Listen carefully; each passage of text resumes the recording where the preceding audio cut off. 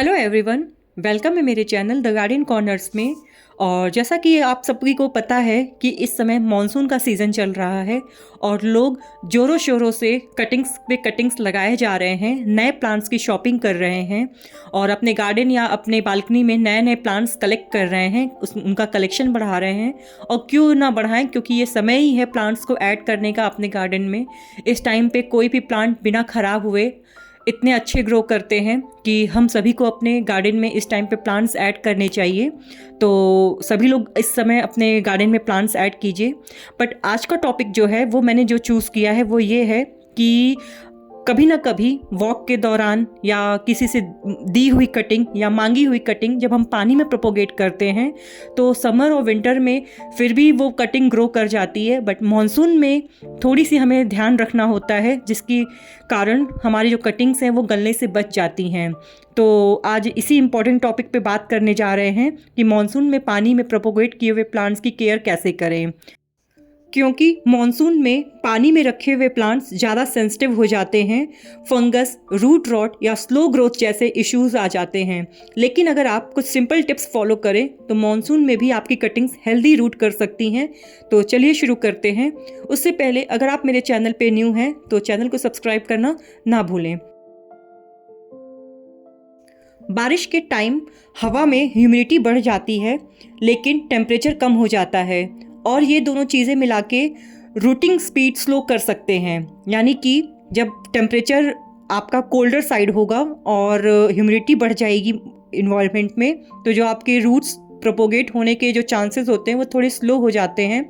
तो अक्सर क्या होता है कि कटिंग्स तो हेल्दी लगती हैं बाहर से देखने में, लेकिन जो रूट्स डेवलप करना होता है वो नहीं हो पाता है, या कुछ दिन बाद आप देखते हैं कि जो रूट्स है वो ब्लैक होके सड़ जाते हैं। दूसरा इशू क्या होता है कि पानी जो है वो सड़ने लगता है। जो आप जिसमें कटिंग ग्रो कर रहे होते हैं, अगर आप उसको फ्रिक्वेंटली चेंज ना करें तो वो सड़ने लगता है। तो मॉनसून में क्या होता है कि पानी का जो ऑक्सीजन लेवल होता है वो कम हो जाता है पानी में, और जार में आप देखेंगे, नोटिस करेंगे, वाइट या ग्रीन कलर की क्लेयर आ जाती है। तो इन्हीं सब रीजंस की वजह से है बारिश के दिनों में हमें एक्स्ट्रा केयर करनी पड़ती है पानी में लगाए हुए कटिंग्स का। मॉनसून का सबसे कॉमन इशू है फंगस और एल्गी।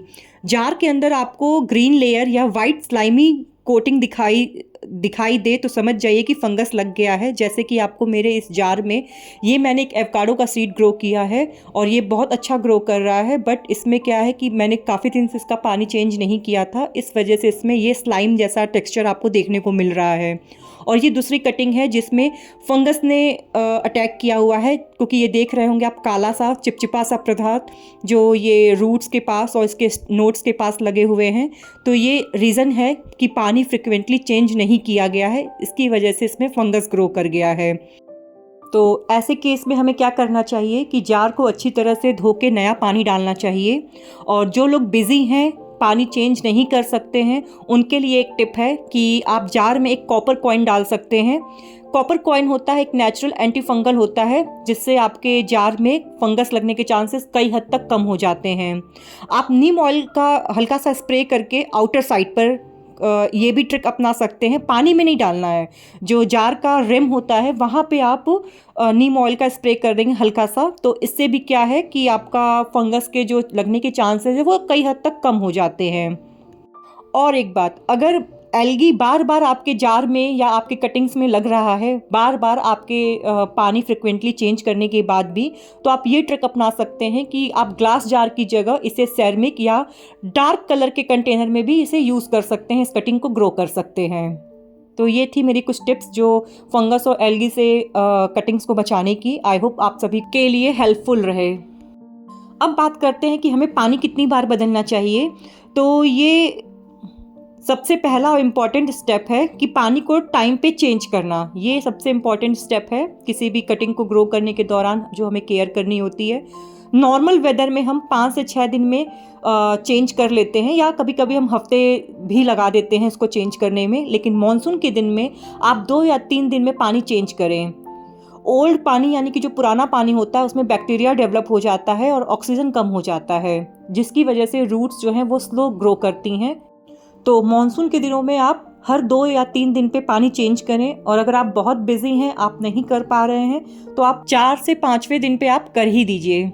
और नहीं तो जो मैंने आपसे टिप्स शेयर किए हैं उस टिप्स को फॉलो कीजिए। फ्रेश क्लीन पानी रूट्स को हेल्दी बनाए रखता है। और हाँ, रूम टेम्परेचर का पानी ही यूज़ करें, बहुत ठंडा या फ्रिज का पानी अवॉइड करें। बहुत से लोग कटिंग को ठंडे पानी में या बारिश के दिनों में जैसा कि ठंडा पानी हो जाता है तो उसके लिए गर्म या वार्म वाटर यूज़ करने लगते हैं, तो ऐसा बिल्कुल भी यूज़ ना करें। आप रूम टेम्परेचर पे जो आपका पानी है उस वाटर को यूज़ करें कटिंग्स को ग्रो करने के लिए। अब हमने पानी भी चेंज कर लिया। अब बात आती है कि इन कटिंग्स का जार हम रखें कहाँ। कटिंग्स को रखने की जगह बहुत इंपॉर्टेंट होती है, तो आप ऐसी जगह रखें जहाँ इनडायरेक्ट लाइट और एयर फ्लो अच्छा मिले, लेकिन डायरेक्ट बारिश का पानी हमारे जार में ना पड़े।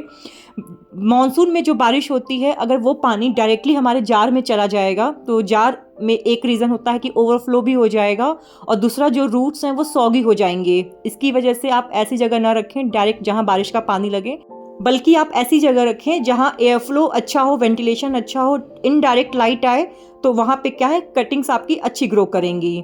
जैसे कि आपका बालकनी का कवर्ड कोना होता है, या विंडो सिल जहाँ पे कर्टन लगी हो, लाइट हल्की हल्की आ रही हो, या ऐसे विंडो के पास जहाँ पे टेबल रखा हो, ऐसे विंडो के पास वहाँ आप रख सकते हैं। तो इससे क्या है कि आप डायरेक्ट सनलाइट भी अवॉइड कर पाएंगे, और आपका बारिश के पानी से भी ये प्लांट कटिंग आपकी बच जाएगी। इसके साथ आप एक काम और कर सकते हैं कि हर 7 से 10 दिन में एक बार रूट्स को चेक करते रहें। हेल्दी रूट्स दिखेंगी, यानी कि वाइट, ऑफ वाइट या क्रीम कलर की, डैट मीन्स की कटिंग्स हेल्दी ग्रो कर रही हैं, अच्छा ग्रो कर रहा है, कोई प्रॉब्लम नहीं है उसमें। लेकिन अगर रूट्स ब्लैक, मशी या स्मेल वाली हो गई हों तो समझ लीजिए कि रूट रॉट होना शुरू हो गया है। तो ऐसे टाइम पे क्या करना चाहिए, ऐसे टाइम पे आप जो पार्ट ब्लैक हो गया है या मशी सा हो गया है उसको सीजर की हेल्प से कट कर दीजिए, और थोड़ी देर कटिंग को ड्राई होने दीजिए। जब कटिंग ड्राई हो जाए तो उसको नया पानी दे के फिर से वापस से प्रोपोगेट कर लीजिए। तो इस तरह से क्या है कि रूट भी रिफ्रेश हो जाएगा और प्लांट जो है आपका फिर से ग्रो करने लगेगा। और ये है एक मेरा एक्सपेरिमेंट एवोकाडो के सीड को ग्रो करने का।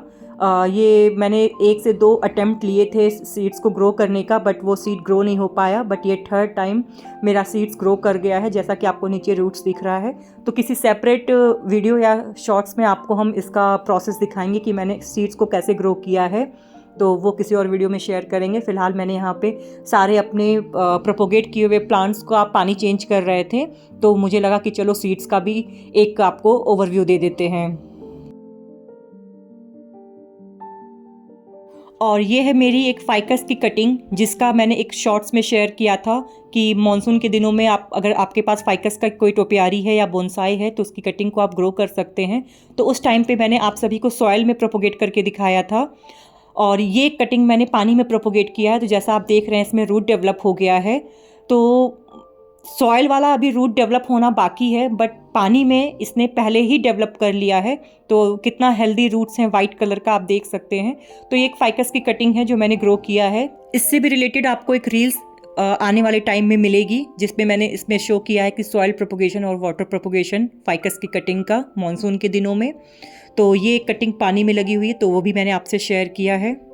इन सब पॉइंट्स का ध्यान रखने के बाद एक पॉइंट और है जिसे हमें ध्यान रखना होता है, वो है जार क्लीन करना। यानी कि जिस कंटेनर में आप अपने कटिंग को प्रोपोगेट कर रहे हैं, चाहे वो ग्लास जार हो, चाहे वो सेरेमिक का कंटेनर हो, चाहे वो बॉटल हो, कोई भी कंटेनर जिसमें आप कटिंग को ग्रो कर रहे हैं, तो उसे साफ़ करना बहुत ज़रूरी है। अक्सर लोग उसे भूल जाते हैं साफ़ करना, केवल प्लांट और कटिंग को धुल के फिर से वो पानी नया फ्रेश डाल के और प्लांट को ग्रो करने के लिए रख देते हैं। बट ऐसा नहीं करना, जार को भी साथ में धुलना है, यानी कि क्लीन करना है। जार के अंदर अगर पानी क्लीन भी लग रहा है फिर भी उसके वॉल्स पर बायोफिल्म या फंगस चिपक जाते हैं। तो हर पानी चेंज के टाइम पर जार को आप लाइटली स्क्रब करें, या आपका जो भी कंटेनर हो, जैसे कि मैंने यहाँ पे एक टूथब्रश की हेल्प से क्लीन किया है, आप बॉटल ब्रश की हेल्प से भी इसे क्लीन कर सकते हैं। तो हल्का सा इसे क्लीन करें। अगर पॉसिबल हो तो नीम ऑयल का हल्का आउटर स्प्रे करें, जैसा कि मैंने अभी पहले बताया है कि आप जार या उस कंटेनर के बाहर हल्का सा नीम ऑयल स्प्रे करें, जिससे फंगस जो लगने के चांसेस होते हैं वो कई हद तक कम हो जाते हैं। और ग्लास जार यूज़ कर रहे हैं, अगर आप ग्लास जार यूज़ कर रहे हैं तो कभी कभी उसको सनलाइट में ड्राई होने के लिए रख दें। तो ये कुछ छोटी छोटी टिप्स होती हैं जिनका अगर हम ध्यान रखें तो हमारी जो कटिंग्स हैं वो प्रॉपर ग्रो करेंगी और उनमें फंगस या एल्गी लगने का प्रॉब्लम नहीं होगा। एक्चुअली क्या होता है कि जो कटिंग्स आसानी से लग जाती हैं वो हमें ईजिली मिल जाती हैं, बट कुछ कटिंग्स ऐसी होती हैं जो हमें बहुत मुश्किल से मिलती हैं, जैसे कि कुछ रेयर वैरायटीज़ के कटिंग्स हो गए जो हमें जल्दी नहीं मिलती हैं, हमें किसी से या तो मांगना पड़ता है या तो चुराना पड़ता है। तो इन सब केसेस में अगर आप इन सब बातों का ध्यान रखेंगे तो वो आपकी कटिंग ख़राब भी नहीं होगी और वो कटिंग आपकी ग्रो भी कर जाएगी। तो ये छोटे छोटे पॉइंट्स हैं जिन्हें हमें ध्यान रखना चाहिए। अब बात करते हैं कि जो कटिंग हमने पानी में ग्रो किया है उसे सॉइल में कब लगाएं, कैसे लगाएं, ये तो हमें प्रोसेस पता है, बट कब लगाएं। तो कटिंग्स जो है रूट करने के बाद यानी कि रूटिंग आने के बाद लोग कंफ्यूज हो जाते हैं कि अब मिट्टी में इसको कब शिफ्ट करें। तो मॉनसून में सॉइल जो होती है वो मॉइस्ट होती है, तो रॉट होने के चांस ज़्यादा होते हैं।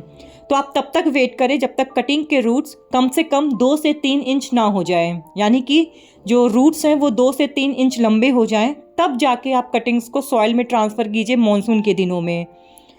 और जब भी शिफ्ट करें तो वेल ड्रेन सॉइल यूज़ करें और पौधे को 2 से 3 दिन में शेड एरिया में रखें और ओवर वाटरिंग से बचाएं। इससे ट्रांजिशन जो है वो स्मूथ होता है और कटिंग भी बहुत आसानी से ग्रो कर जाती है।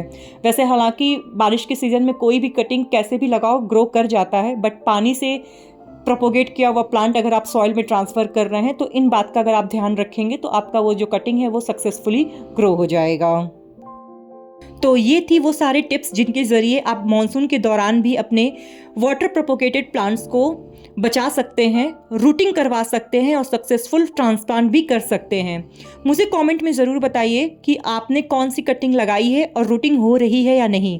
अगर वीडियो हेल्पफुल लगी हो तो लाइक ज़रूर करिएगा और गार्डनिंग के और प्रैक्टिकल कंटेंट के लिए सब्सक्राइब करिए द गार्डन कॉर्नर्स के चैनल को। मिलते हैं अगले वीडियो में एक नए ग्रीन ज्ञान के साथ, तब तक के लिए हैप्पी गार्डनिंग।